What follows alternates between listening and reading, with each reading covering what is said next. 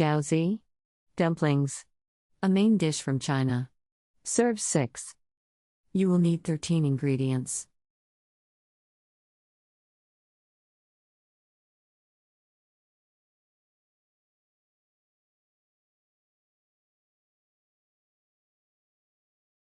Step 1.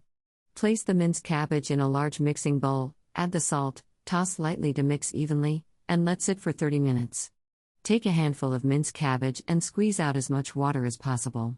Place the cabbage in a mixing bowl. Place a heaping tablespoon of filling in the center of each dumpling skin. Add the pork, skin over to make a half moon and dumpling seasoning. Spread a little water along the edge to combine the ingredients evenly. Use the thumb and index finger of one hand to form small pleats along the outside edge to bind it together. Bring with the other hand, quarts of water to a boiled opposite edges of the dumpling together to seal. Stirring immediately to prevent them from sticking together. Curve in a semicircular fashion to conform to the shape of the pleated edge. Cold water and place the sealed edge dumplings until the water has been lightly dusted. Add another half cup cold water and cook until the water boils again.